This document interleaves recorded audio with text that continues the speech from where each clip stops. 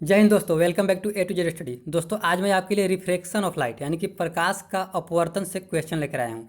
इसमें लेंस और प्रकाश के अपवर्तन से जितने भी क्वेश्चन हो सकते हैं आपके एग्जाम पॉइंट ऑफ व्यू से, सारे मैंने इस सेट प्रैक्टिस सेट में रखे हैं। इससे पहले वाले सेट में हमने रखा था रिफ्लेक्शन ऑफ लाइट यानी कि प्रकाश के परावर्तन का प्रैक्टिस लगाया था। तो वो सेट भी आप अगर नहीं लगाए होंगे तो लगा लीजिएगा। मैंने ऑप्टिक्स को 5 भागों में बांट दिया है। पहला मैं रिफ्लेक्शन ऑफ लाइट यानी कि प्रकाश का परावर्तन करा चुका हूँ। आज ये आपके लिए रिफ्रैक्शन ऑफ लाइट यानी कि प्रकाश का अपवर्तन का प्रैक्टिस सेट लेकर आया हूँ।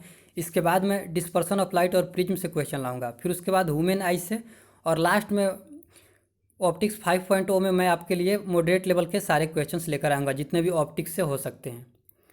तो चलिए चलते हैं अब। और इससे पहले अगर आप चैनल पर पहली बार आए होंगे तो हमने वर्क पावर एनर्जी का एक 45 क्वेश्चन का सेट कराया था, वो भी आप कर लीजिएगा, और ग्रेविटेशन चैप्टर का 30 क्वेश्चन का। वो दोनों करने से आपके बेसिक से लेकर एग्जाम में जैसे क्वेश्चन आते हैं वो हर लेवल के क्वेश्चन वो दोनों सेट में है। तो वो दोनों सेट आप जरूर कर लीजिएगा। तो स्टार्ट करते हैं अब आज की क्लास। चलते हैं आज के पहले प्रश्न पर। स्टार्टिंग में दोस्त क्वेश्चन थोड़े इजी लेवल के यानी बेसिक लेवल के हैं, तो आपको अपना आंसर मिलाते चलना है। मैं भी ये जल्दी जल्दी स्किप करूँगा, जितना बताने वाला होगा उतना मैं बताते भी चलूँगा। तो आप भी इसका आंसर मिलाते चलिएगा, और लास्ट में आप कमेंट में बताइएगा कि आपके टोटल क्वेश्चंस कितने सही हुए और लेवल कैसा था। मॉडरेट लेवल और बढ़ाना चाहिए तो लेवल 5 में मैं लेकर आऊँगा सारे पूरे ऑप्टिक्स से मॉडरेट लेवल का क्वेश्चन मैं कराऊँगा लेवल 5 में। अभी ये लेवल 2 चल रहा है, इसमें हम रिफ्लेक्शन ऑफ लाइट से क्वेश्चन कर रहे हैं। तो पहला क्वेश्चन है, दो सतहों से घिरा पारदर्शक माध्यम जिनमें कम से कम एक सतह वक्र अवश्य हो तो वह क्या कहलाता है। आपके ऑप्शंस हैं लेंस, दर्पण, कैमरा या टेलीस्कोप दूरदर्शी। तो दो पारदर्शक माध्यम से घिरा हुआ जो सतह होता है जिसमें से कम एक वक्र होना चाहिए वो कहलाता है लेंस। इसमें कम से कम एक वक्र होना ही चाहिए, तो इसे हम लेंस कहते हैं। चलते हैं अगले प्रश्न पर। अगला प्रश्न है, उत्तल लेंस यानी कि कन्वेक्स लेंस यह कैसा होता है। यह किनारों की अपेक्षा बीच में मोटा होता है, या बीच की अपेक्षा किनारों पर मोटा होता है, या सभी जगह समान मोटाई का होता है, या यह डाइवर्जेंट लेंस होता है, अपसृप्त लेंस। तो जो उत्तल लेंस होता है यह बीच में मोटा और किनारों पर पतला होता है, यह होता है उत्तल लेंस। यह बीच में मोटा होता है, किनारों पर पतला होता है। तो option number 1 will be right answer. चलते हैं अगले प्रश्न पर। अगला प्रश्न है, लेंस की क्षमता का मात्रक क्या होता है। तो लेंस की क्षमता का मात्रक होता है dioptre. Option number 2 will be right answer. आप अपना भी मिलाते चलिएगा। और डायोप्टर होता है ये, इसको हम पी से लिखते हैं लेंस की क्षमता को, और पी इक्वल टू होता है 1/f, यानी कि यहाँ जहाँ पर एफ होता है फोकल लेंस, लेंस की फोकल लेंथ। चलते हैं अगले प्रश्न पर। अब दोस्त ये क्वेश्चन करिए, एक अवतल लेंस की फोकस दूरी 20 सेंटीमीटर है, तो इसकी क्षमता निकालनी है। तो अभी क्षमता हम जाने पी इक्वल टू होता है 1/f, और जो फोकल लेंस होता है क्षमता निकालते समय तो ये हमेशा हम मीटर में रखते हैं, और यहाँ पर क्वेश्चन में 20 सेंटीमीटर दिया है। तो इसका क्या हो जाएगा, P equal to 1/f। 20 centimetre को पहले मीटर में बदल लेंगे, तो मीटर में बदलने के लिए 100 से डिवाइड कर देंगे, तो यही 100 अब चला जाएगा ऊपर, तो ये कितना हो जाएगा, 5 से कैंसिल हो जाएगा। तो पी इक्वल टू आ गया हमारा 5। अब ये ऑप्शन में देखिए, ऑप्शन नंबर 3 में +5 है और ऑप्शन नंबर 4 में है -5। तो इसमें क्या होगा, तो जो अवतल लेंस होती है यानी कि जो कनकेव लेंस होती है, इसका पावर या इसका फोकल लेंस हमेशा निगेटिव में लिखा जाता है। तो इसका सही आंसर होगा कि हो जाएगा -5। Option number 4 will be right answer. चलते हैं अगले प्रश्न पर। अब दोस्त ये क्वेश्चन करिए आप, एक लेंस की क्षमता 5 डायोप्टर है, तो बताना है वो लेंस कैसा होगा, उसका नेचर भी बताना है आपको और उसकी फोकल लेंथ भी बतानी है।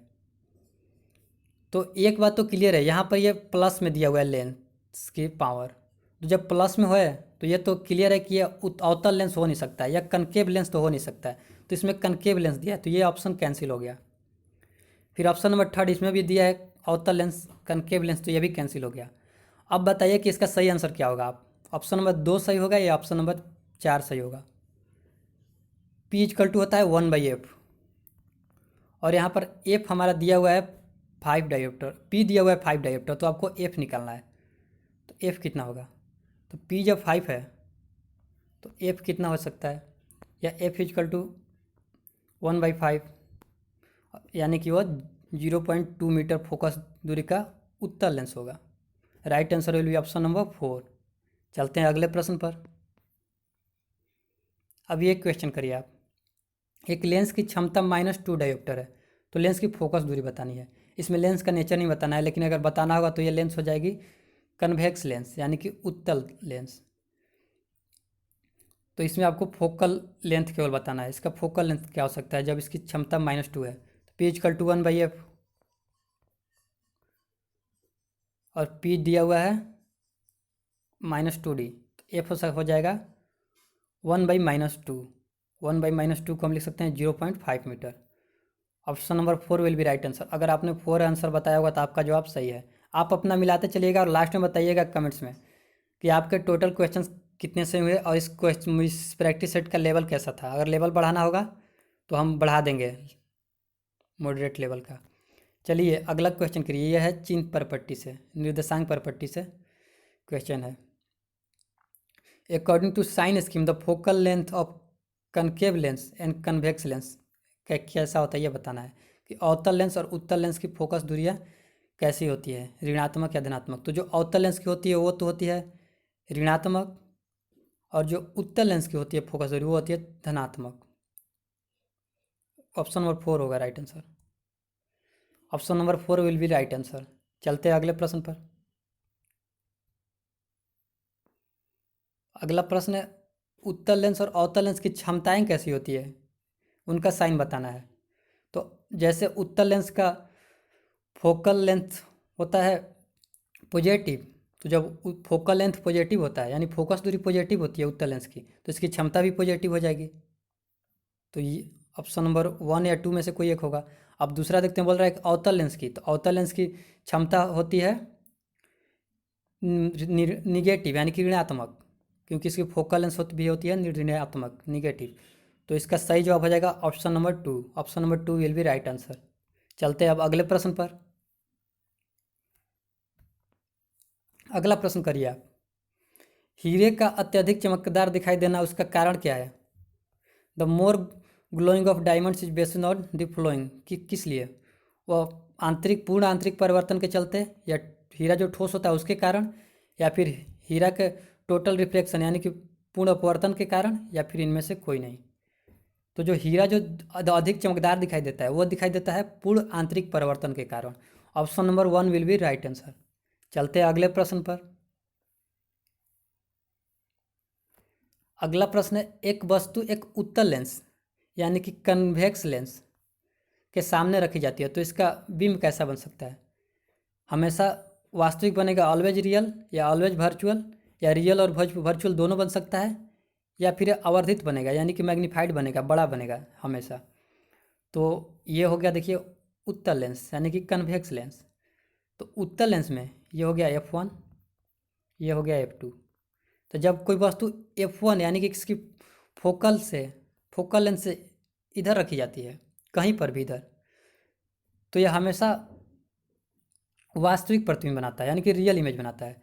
और जब यह F1 से इसके केंद्र के बीच में रखी जाती है, प्रकाशीय केंद्र के बीच में, तो यह वर्चुअल इमेज बनाता है और सीधा बनाता है। तो इसका राइट आंसर हो जाएगा, इसमें दोनों बन सकता है, वास्तविक और आभासी दोनों। Option number 3 will be right answer. चलते हैं अगले प्रश्न पर। अब ये क्वेश्चन करिए आप। इसमें है कि एक लेंस की फोकस दूरी 25 सेंटीमीटर है, तो इसकी क्षमता बतानी है। अब focal length of a lens is 25 centimetre, what is it's power? तो इसकी पावर निकालें तो P = होता है 1/f, और जब हम पावर निकालते हैं तो हम हमेशा फोकल लेंथ को मीटर में लेते हैं, फोकल लेंथ को, और यहाँ पर ये सेंटीमीटर में दिया है, तो इसको भी हमें मीटर में बदलना पड़ेगा। और ये आप हमेशा ध्यान दीजिएगा, अगर आप ध्यान नहीं देंगे तो इसका आंसर आपका गलत आ सकता है।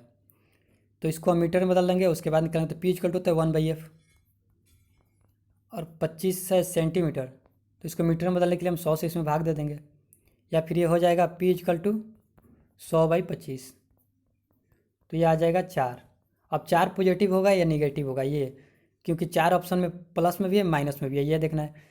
तो जब इसकी फोकस दूरी यानी कि फोकल लेंथ प्लस में है, तो ये लेंस जो होगा यह होगा उत्तल लेंस यानी कि कन्वेक्स लेंस, और इसकी डायोप्टर यानी कि इसकी क्षमता भी जब लिखी जाएगी तो वह भी प्लस में लिखी जाएगी। तो option number 3 will be right answer. चलते हैं अगले प्रश्न पर। अगला प्रश्न है, एक उत्तल लेंस को पानी में डुबाया जाता है तो उसकी क्षमता क्या होगी? बढ़ जाएगी, इंक्रीज हो जाएगी, या डिक्रीज हो जाएगी, या फिर रिमेन अनचेंज रहेगी, वही रहेगी जो पहले से है, या फिर नन ऑफ दीज। तो जब उत्तल लेंस को पानी में डुबाया जाता है तो इसकी क्षमता जो है वह घट जाती है, क्योंकि इसकी फोकल लेंथ बढ़ जाती है तो इसकी क्षमता घट जाएगी। Right answer will be option number 2। अगर आपने ऑप्शन नंबर 2 बताया होगा तो आपका जवाब सही है। और वहीं अगर ये पूछ देता कि उत्तल लेंस को पानी में डुबाया जाता है तो इसकी फोकल लेंथ पर क्या प्रभाव पड़ेगा, तो इसकी फोकल लेंथ बढ़ जाती है, और P इक्वल टू 1/f होता है। जब फोकल लेंथ बढ़ गई तो इसकी क्षमता घट जाती है। चलते हैं अगले प्रश्न पर। अगला प्रश्न है, प्रकाशीय तंतु में किस घटना का प्रयोग होता है? तो optical fibre is based on total internal reflection, या फिर लेस स्कैटरिंग, या फिर लेस एब्जॉर्प्शन, या फिर रिफ्लेक्शन। आपको इसका जवाब देना है, जल्दी आप इसका जवाब दीजिए। इसका जवाब क्या हो सकता है? ऑप्टिकल फाइबर में किसका प्रयोग किया जाता है? तो इसका राइट आंसर होगा, right answer will be option number 1। Optical fibre जो होती है वो पूर्ण आंतरिक परिवर्तन पर आधारित होती है। चलते हैं अगले प्रश्न पर। बता देता हूँ। तो इसमें बोल रहा है कि an object is kept at a distance of 40 centimetre. 40 centimetre की दूरी पर कोई वस्तु रखी गई है फ्रॉम अ कन्वेक्स लेंस, किसी उत्तल लेंस से, और उसकी फोकल लेंस यानी कि फोकस दूरी दी हुई है 15 सेंटीमीटर। तो आपको कैलकुलेट करना है इमेज डिस्टेंस यानी कि प्रतिबिंब दूरी, और नेचर ऑफ इमेज यानी कि वह इमेज कैसी बनेगी, वह रियल बनेगी या वर्चुअल, वास्तविक बनेगी या काल्पनिक, इतना कुछ आपको निकालना है। तो इसमें u दिया हुआ है आपका 40 सेंटीमीटर, और ये कन्वेक्स लेंस में है तो यहाँ पर u -40 हो जाएगा, -40 सेंटीमीटर, क्योंकि कन्वेक्स लेंस में वस्तु दूरी ऋणात्मक में लिखी जाती है, माइनस में। आपका f भी दिया हुआ है 15 सेंटीमीटर, और उत्तल लेंस में जो फोकल लेंथ होती है या फिर जो लेंस की क्षमता पावर होती है वो पॉजिटिव में होती है, प्लस में, तो ये प्लस में ही रहेगा। और आपको भी निकालना है यानी कि इमेज डिस्टेंस निकालना है। तो एक फार्मूला आता है क्या, 1/v - 1/u = 1/f। 1/v - 1/u = 1/f। इस फार्मूला का यूज करिए आप, आपका आंसर आ जाएगा। जल्दी से आप निकालिए इसका कितना आंसर आ रहा है आपका। 1/v - 1/u = 1/f पर, या फिर 1/v = हम लिख सकते हैं ना 1/u + 1/f। इसमें से आपको भी निकालना है, भी निकालिए आप, कैलकुलेट कीजिए भी कितना आएगा। तो हो जाएगा ये 1/v = हम लिख सकते हैं इसको क्या, 1/-40 + 1/15। इसे कैलकुलेट कीजिए, वही आ जाएगा आपका भी। तो ये हो जाएगा 120 हो जाएगा, इसका LCM हो जाएगा -3 + 8 यानी कि 5/120। 1/v = हो गया 5/120 यानी कि 24। तो v = हो जाएगा 24 सेंटीमीटर। इसका आंसर आएगा, इमेज डिस्टेंस आ गया 24 सेंटीमीटर। अब ये इमेज डिस्टेंस आया है 24 सेंटीमीटर, तो हम इसका नेचर ऑफ इमेज निकाल सकते हैं ना कि कन्वेक्स लेंस में इसका नेचर ऑफ इमेज क्या होगा, क्योंकि f आपका है 15 सेंटीमीटर और इमेज डिस्टेंस आ गया है 24 सेंटीमीटर। तो यानी कि ये इमेज डिस्टेंस इसकी फोकल लेंथ से ज़्यादा है, और जब फोकल लेंथ से ज़्यादा है इसकी इमेज डिस्टेंस, तो ये जो इमेज बनेगी वो वास्तविक बनेगी, रियल बनेगी और इन्वर्टेड बनेगी। तो यह इसकी हो जाएगी नेचर ऑफ इमेज। चलते हैं अब अगले प्रश्न पर। अगला प्रश्न है, किसी क्रिया से हवा का बुलबुला पानी के अंदर चमकता नजर आता है, किस क्रिया से आपको बताना है। An air bubble under water shines brightly because of the phenomenon of, किसके कारण, प्रकाश के अपवर्तन के कारण, या परावर्तन के कारण, या विवर्तन डिफ्रैक्शन के कारण, या पूर्ण आंतरिक परावर्तन टोटल इंटरनल रिफ्लेक्शन के कारण। तो जो हवा का बुलबुला पानी के अंदर चमकता है वो दिखाई देता है पूर्ण आंतरिक परिवर्तन। Option number 4 will be right answer, पूर्ण आंतरिक परिवर्तन टोटल इंटरनल रिफ्लेक्शन के कारण एयर बबल जो होता है पानी के अंदर वह चमकता हुआ नजर आता है। चलते हैं अगले प्रश्न पर।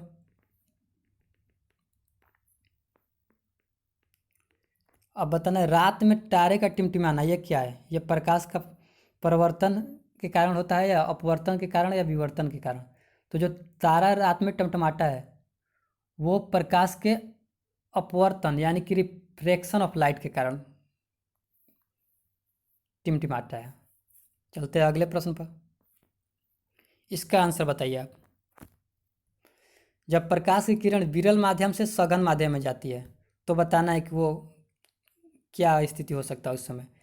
यानी कि जब प्रकाश की किरण रेयर मीडियम से डेंसर मीडियम में आती है तो यह इसका क्या होगा। ये नॉर्मल की टुवार्ड्स मुड़ जाएगी नॉर्मल की ओर, या नॉर्मल से दूर चली जाएगी, या फिर सीधी चली जाएगी, या फिर इनमें से कोई नहीं। तो जब प्रकाश की किरण सघन माध्यम यानी कि रेयर मीडियम से डेंसर मीडियम में आती है तो यह अभिलंब की ओर यानी कि नॉर्मल की ओर झुक जाती है। तो right answer will be option number 2, अभिलंब की ओर झुक जाएगी। और जब यह डेंसर मीडियम से रेयर मीडियम में जाती है तो यह अभिलंब से दूर भागती है। और एक क्वेश्चन पूछ देता है कि पूर्ण आंतरिक परिवर्तन कब होता है। तो जब ये सही है रेयर मीडियम से डेंसर मीडियम से जब रेयर मीडियम में आती है यानी कि जब सघन माध्यम से विरल माध्यम में जाती है तो ये एक टाइम ऐसा भी आता है कि वो इधर से जा रही है फिर इधर ही वापस आ जाती है। तो यही कहलाता है प्रकाश का पूर्ण आंतरिक परिवर्तन। और यह तब होता है जब कोई प्रकाश डेंसर मीडियम से रेयर मीडियम में आती है। और उसके लिए प्रकाश का पूर्णांक को म्यू से लिखते हैं और म्यू इक्वल टू होता है sine i by sine r. चलते हैं अगले प्रश्न पर। अब ये क्वेश्चन करिए आप। ये क्वेश्चन प्रकाश के अपवर्तन चैप्टर का लास्ट क्वेश्चन है आज के लिए। इस क्वेश्चन को करिए आप। इसमें बोल रहा है कि 2 पतले लेंसों की शक्ति +3.5 डायोप्टर और -2.5 डायोप्टर है। तो आपको बताना है कि सम्मिश्रित संयोजित लेंस यानी कि जो कंबाइंड लेंस होगी उसकी आपको शक्ति यानी कि पावर और प्लस में फोकस दूरी यानी कि लेंथ, फोकल लेंथ आपको बताना है उसकी क्या होगी। तो P इक्वल टू होता है 1/f। और जब 2 पतले लेंसों को एक साथ जोड़ा जाता है तो इसकी जो पावर होती है वो जुड़ जाती है। तो P equal to P1 + P2। P1 है आपका +3.5, P2 है आपका -2.5। तो पावर हो जाएगा क्या 1 डायोप्टर और पावर इसका हो गया 1 डायोप्टर। और ये 1 पॉजिटिव आ रहा है, +1 डायोप्टर हो गया इसका पावर। तो किस ऑप्शन में, ऑप्शन नंबर 1 में यह है +1, बाकी तो इसमें नेगेटिव है। तो यह तो आंसर ऑप्शन कैंसिल हो गया। लेकिन हम आगे अब इसकी फोकल लेंथ भी निकाल लेते हैं। तो फोकल लेंथ होता है 1/f और 1/f एफ आया आपका +1 तो फोकल लेंथ भी 1 हो जाएगा 1 मीटर। और फोकल लेंथ हमेशा मीटर में होता है हमेशा ही फोकल लेंथ। तो इसका ऑप्शन हो जाएगा option number 1 will be right answer. तो चलिए ये एक लास्ट क्वेश्चन था आज का। अब आप बता दीजिए आपके टोटल क्वेश्चंस कितने सही हुए और क्वेश्चन का लेवल कैसा था। अब नेक्स्ट क्लास में हम डिस्पर्सन ऑफ लाइट और प्रिज्म से जितने भी क्वेश्चन होंगे सारे आपके लिए लेकर आएंगे प्रैक्टिस सेट। तो यहीं पर वीडियो को एंड करते हैं। आप अगर नए होंगे तो आप पिछला वीडियो जरूर देखिएगा, अगर वो आप वीडियो नहीं देखेंगे तो। उसमें मैंने gravitation chapter, speed and velocity का चैप्टर भी कराया था, उसका भी मॉक टेस्ट, और ये यूनिट डायमेंशन का भी करा चुका हूँ। ये सारे पीछे का आप देख लीजिएगा जितने भी कराया हूँ। तो ठीक है, यहीं पर वीडियो को एंड करते हैं। Take care.